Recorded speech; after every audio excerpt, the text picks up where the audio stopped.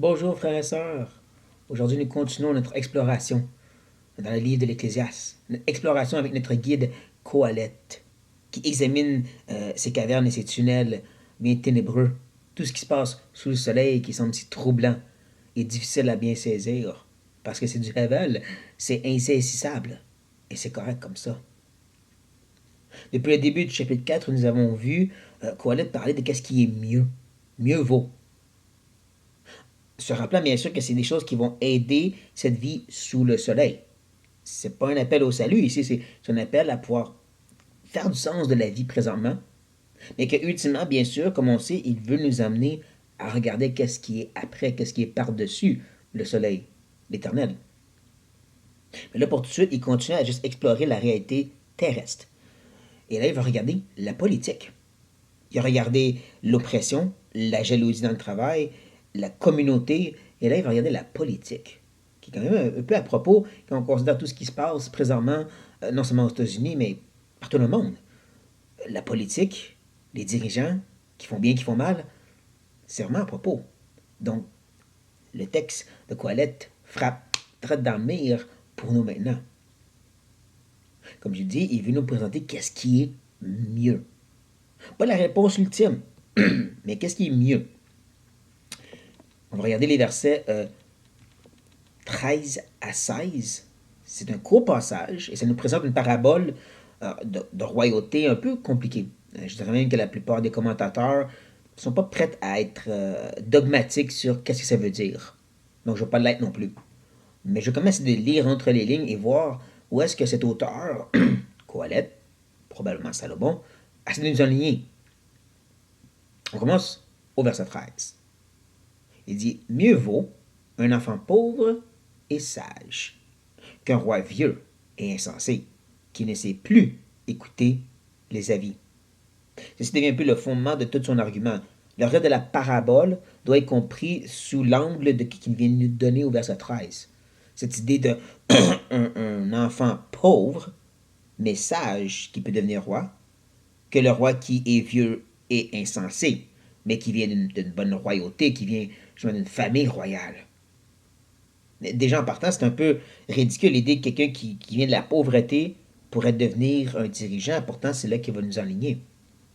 Et comment il le fait? Sagesse. Cette petite lueur d'espérance de la sagesse. Gardez ça en tête. Et là, on continue au verset 14. Car il peut sortir de prison pour régner, et même être né pauvre dans son royaume. Maintenant, c'est de se poser la question de qui parle, du vieux roi ou de l'enfant pauvre. Je crois que c'est l'enfant pauvre. Et que l'idée, c'est, il essaie de vraiment d'ajouter au bagage de cet enfant pauvre. Il est né dans la pauvreté, puis même il était en prison avant de pouvoir devenir roi. Vous voyez comment c'est presque impossible, qu'est-ce qu'il dit là. Un criminel qui devient un roi. Non seulement c'est presque impossible de nos jours, sauf s'il usurpe l'autorité par violence, comme dans certains pays, mais un criminel ne devient pas un dirigeant. Quelqu'un qui est né dans la pauvreté ne pourra pas avoir les ressources nécessaires pour atteindre les niveaux du gouvernement. Pourtant, il a la sagesse. Et donc, il va réussir. Il est dans un meilleur bateau que celui qui a tout de son côté, ce roi. Et comme on va voir qu'il vient justement d'une famille royale. Je crois que les versets 15 et 16, c'est maintenant la biographie de ce vieux roi. Donc il ajoute au verset 15: J'ai vu tous les vivants qui marchent sur le soleil entourer l'enfant qui devait succéder au roi et régner à sa place. Je crois qu'il parle ici du vieux roi, justement, avant qu'il devienne ce vieux roi insensé. Comment qu'il était l'espérance de la nation. Hein? Quand tout le monde venait pour voir cette nouvelle enfant qui venait de cette grande royauté.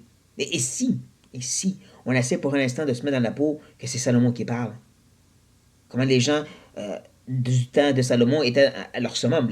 Le pays d'Israël, la nation d'Israël était à son summum de richesse et de pouvoir. Par la force de David et la bénédiction de l'Éternel, le pays avait pris de l'ampleur. Il est excessivement riche. Et là, donc, on regarde celui qui vient après Salomon, et on dit: Waouh, qu'est-ce que lui va amener?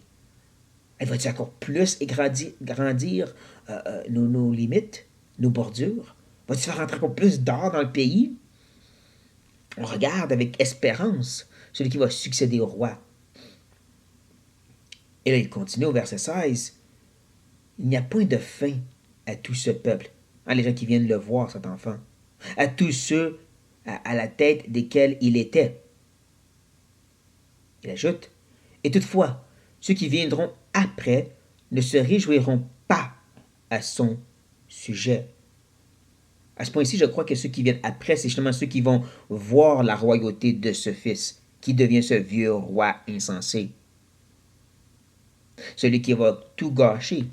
Pour ça, je dis, si on prend en tête que c'est Salomon, et donc il parle de Roboam, on connaît l'histoire de Roboam. Il n'a pas écouté les conseils des hommes plus matures. Et il a littéralement brisé la nation en deux. Royaume du Nord, royaume du Sud. C'est Roboam qui a fait ça, parce qu'il était insensé. Toute cette espérance a été complètement ruinée quand justement il est devenu roi. Il n'y a plus de Salomon pour l'aider. Il n'écoute pas les conseils des anciens. Et donc ceux qui sont là, qui disaient waouh, le bébé de Salomon, qu'est-ce qu'il va faire? Ils sont en train de regarder et de dire oh waouh, il a peut-être gâché. Il a littéralement détruit la nation d'Israël. On peut s'imaginer le temps des juges qu'il n'y avait pas d'unité. Le temps même avec Saül où c'était pas complètement uni, c'est David qui a réussi à réunir les différentes tribus. Salomon qui a vraiment régné sur ça.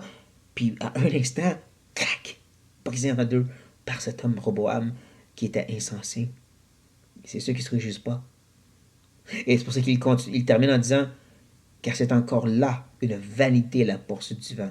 Ils ont mis toute leur espérance dans le fait que c'était de la royauté. Tu sais, il vient de la postérité de Salomon, qui vient de la postérité du grand David. C'est sûr qu'il va venir quelque chose de plus grand pour le pays. Ben, ils ont espéré dans du vent. Ils ont espéré dans une vanité du insaisissable parce que ça n'a rien donné. Parce qu'il était insensé. Donc, comme j'ai dit au début, depuis le chapitre 4, Salomon nous présente, ou Coëlette, nous présente justement, c'est mieux vaut.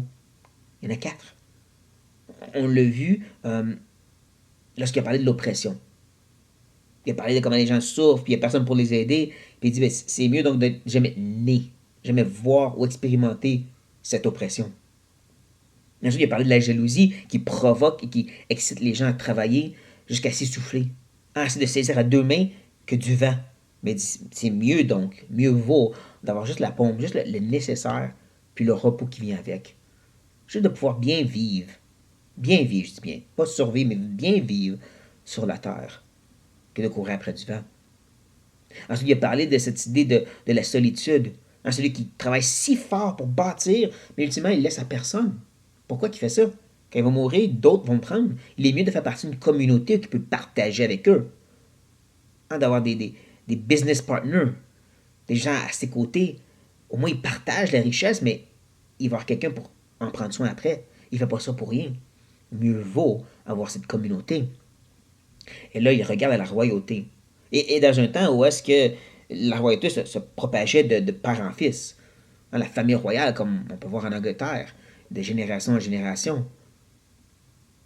Mais, comme il dit, c'est mieux d'avoir celui qui a de la sagesse, même s'il fait qu'il vienne de la pauvreté, même si c'est un ex-criminel, puis ça détruit la famille royale, au moins il amène de la sagesse qui va être pour le bien de la nation. C'est mieux ça. Et c'est ça qui est si intéressant présentement de Coëlette.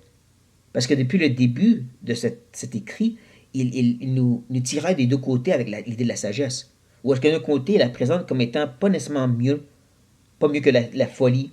C'est pas mieux pour faire du sens de la vie. Même avec la sagesse, les choses restent révèles. Les choses restent vides et inexplicables. Puis en même temps, de l'autre côté, des fois, il dit non, mais c'est quand même mieux la sagesse. Ça l'aide quand même à pour avancer sous le soleil. Il nous pousse à les tirailler de bord entre c'est bon, mais c'est pas la réponse à tout, cette sagesse.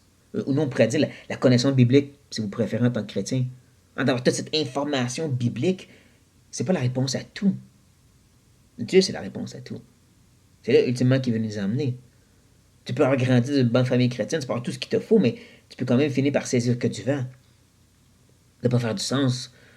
Et je pense qu'il y a une raison pourquoi Colin fait ça. Il veut que même ceux qui sont croyants à qui il écrit, sous l'ancienne alliance, mais quand même, les croyants à qui il écrit, qui n'essaient pas de saisir par eux-mêmes, de faire du sens de la vie, de croire qu'ils ont toutes les réponses. Au contraire, tu vas être tiraillé. Il y a des choses qui t'aident, qui sont mieux, mais ils ne donnent pas ce gain que Koalev veut nous présenter, cette ultime certitude, cette ultime chose saisissable. Elle ne se trouve pas dans peu importe ce que nous on peut aller chercher ou trouver ou avoir. Ces choses peuvent rendre la vie meilleure, comme la communauté, comme la sagesse, mais ultimement, c'est pas ça la réponse. Vous voyez, c'est Squelette essaie de nous amener à quelque chose de plus grand, le vrai roi des rois, si vous voulez, en prenant l'exemple de la parabole ici. Donc, gardons ce tiraillement. Ce tiraillement entre le fait, oui, c'est bon d'avoir cette instruction, c'est bon d'avoir ce travail avec du repos, c'est bon d'avoir ces choses-là, mais ce n'est pas ça la réponse. Ce n'est pas d'avoir un bon ministère bien établi ou que tu fais des grandes choses pour Dieu, c'est pas ça la réponse ultime. Et on peut dire oui, oui, amen, mais on l'oublie trop facilement. On a trop la tendance à rendre de ces choses qui sont meilleures comme étant la réponse ultime. Et voici Coët qui dit non, non, gardons ça en tête. Et que la Seigneur nous aide à avancer sur cette ligne très fine, avec l'aide de la sagesse pour rester balancé et comprenant que ce n'est pas ultimement cette sagesse qui répond à tout. Sur ce, frères et sœurs, soyez bénis et je vous aime.